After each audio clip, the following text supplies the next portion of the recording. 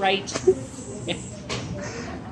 It is structural support. It is what's remaining of an ancestral mollusk. Because these guys are designed for speed, they don't want to be carrying around a heavy shell, right? So it's what's left over. Okay, so how about these two long things? Tentacles. What's the function of a tentacle? To bring food to the mouth? Nope. Oh. It does not bring food to the mouth. Yeah, it's used for capturing prey capture. So unlike the arms, so the tentacles will catch it, the arms then manipulate it and bring it to the mouth. So the arms are used for manipulating the prey. How about this structure in here? Stick your probe through it. Siphon or the funnel. What's the function of that? Jet propulsion. Okay, so how about the two big muscles that are attached to the funnel?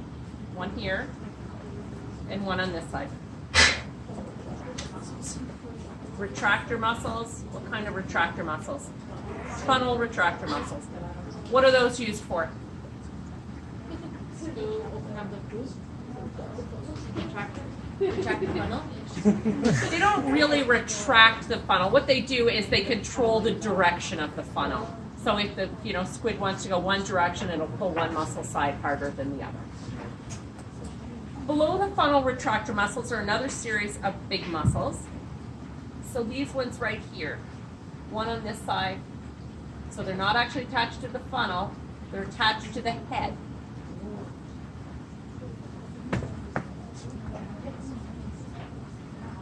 And they're big, so they're probably retractor muscles. If you said head retractor muscles, I would give you half a mark. Technically, they're called cephalic retractor muscles. So you have to make it fancy. What about this structure in here that looks a little bit like a fish? It's the ink sac. What's the ink sac used for? Protection. Yeah, escape, defense. It's really used to secrete ink, but. Okay, and it's hard to see on the screen. Here's a gill. Right at the base of the gill, there's this little kind of white structure in here, very circular looking. Brachial heart, what's brachial heart used for? Pumping, what kind of blood? Pumping blood to the gills. What kind of blood is it pumping? Yes. Deoxygenated blood. What about the systemic heart, the big one in the middle? Pumps blood everybody. To the whole What kind body. of blood is it pumping?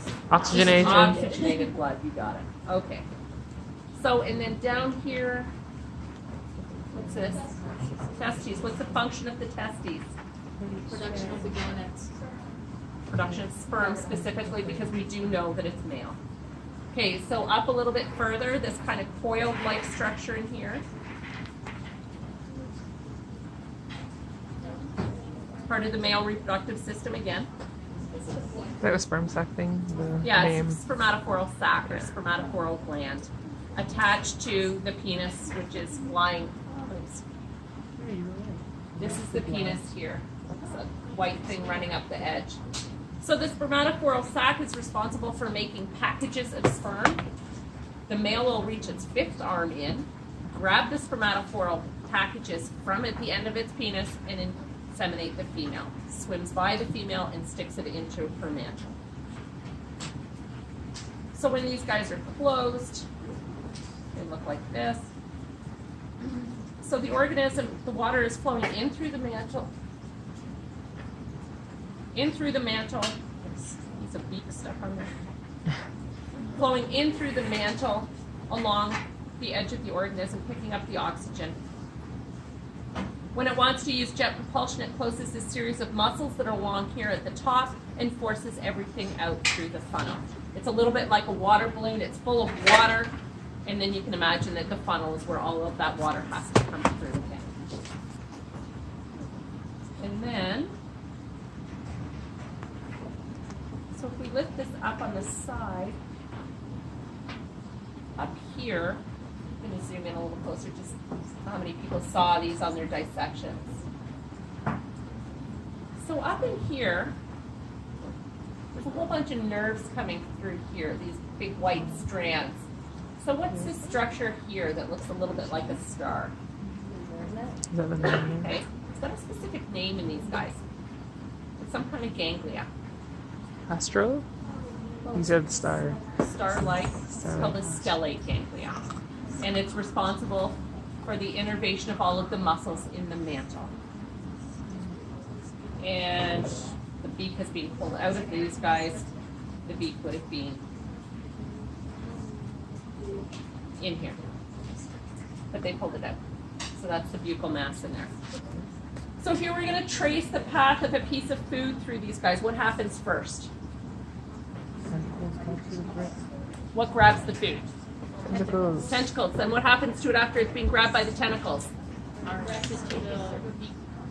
The arms take it to the mouth, and then in the mouth the beak chews it up, in through the esophagus, digestive gland, stomach, cecum, and out. Okay. So I got another